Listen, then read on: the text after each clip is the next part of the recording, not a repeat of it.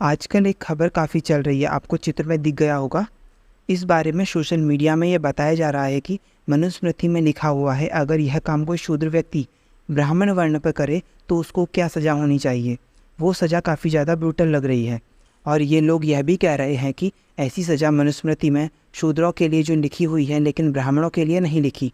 तो यहाँ पे भी एक तरह से ऐसा इंप्रेशन जा रहा है कि मनुस्मृति में ब्राह्मणों के लिए सज़ा नहीं है, केवल शूद्रों के लिए ही है, जबकि ऐसा नहीं है।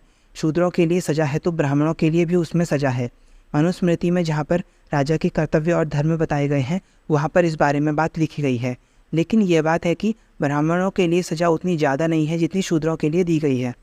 इस बात को समझने के लिए हमें जानना होगा कि उस समय ब्राह्मण कैसा होता होगा। यहाँ पर दो कॉन्सेप्ट आते हैं। पहला एक स्टोरी से समझ आएगा जिसमें एक ब्राह्मण किसी के घर में भिक्षा मांगने जाते हैं। वह एक वृद्ध महिला थी। उसने कहा कि मेरे पास तो केवल एक आंवले का दाना ही बचा हुआ है। इस प्रकार की कोई कहानी थी जिसमें ब्राह्मण को उस पर दया आ जाती है और वो महालक्ष्मी को प्रसन्न करके उनके घर में कनक धारा यानी सोने की बरसात करा देते हैं। ब्राह्मण जिसमें सामर्थ्य है कि वो उसका घर सोने से भर सकता है, तो क्या वह खुद का घर नहीं भर सकता था? लेकिन ब्राह्मण का धर्म धन का संचय करना नहीं था। ब्राह्मण का कर्तव्य संग्रह परिग्रह से दूर रहकर भिक्षावृत्ति से ही जीवन का निर्वाह करना होता था। कई जगह आपने देखा होगा कि पहले के जो वैद्य होते थे या जो ब्राह्मण जन्मपत्री देखते थे वह इस काम के पैसे नहीं लेते थे। हाँ, बाद में जिस प्रकार समाज में पैसे के प्रति विशेष आकर्षण देखा गया उसके बाद यह सब अब देखने को नहीं मिलता है। यहाँ पर मैं बस यह बताना चाहता था कि जिस काल में मनुस्मृति लिखी गई होगी उस समय ब्राह्मण किस प्रकार का कार्य करते होंगे, उनका रहन सहन और जीवनी कैसी रही होगी। धन को ज़्यादा इकट्ठा करना क्षत्रिय, वैश्य व शूद्र की तरफ जाता था। ब्राह्मण को पैसे से दूर रखा गया था, लेकिन उसको समाज का एक खास तरह से कंट्रोल दिया गया था। इस प्रकार का यहाँ पर इम्प्रेशन पड़ता है।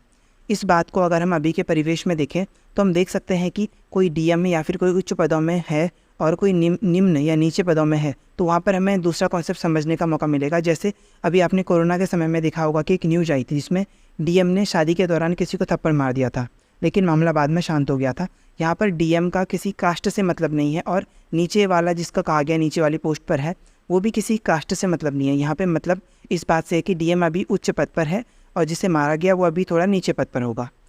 जब उसने थप्पड़ मारा तो वह मामला कुछ समय बाद रफा दफा हो गया, और यही अगर नीचे पद वाले ने डीएम को मारा होता तो क्या होता? सीधी सी बात है, आज वो शायद जेल में होता। मनुस्मृति के समय जो समाज था वो जन्म आधारित वर्ण व्यवस्था को मानता था।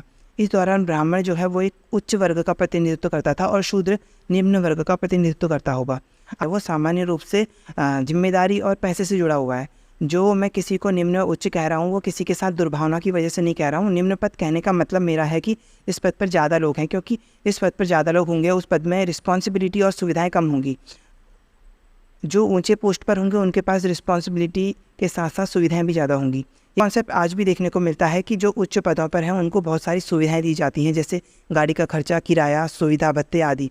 इस बेनिफिट्स का कोई दुरुपयोग करता है तो हम कॉन्सेप्ट को गलत नहीं कह सकते। मनुस्मृति वही चीज़ दिखा रही है जो आज वर्तमान में चलन में है, तो मनुस्मृति वहाँ पर गलत कैसे हो सकती है या फिर गलत है?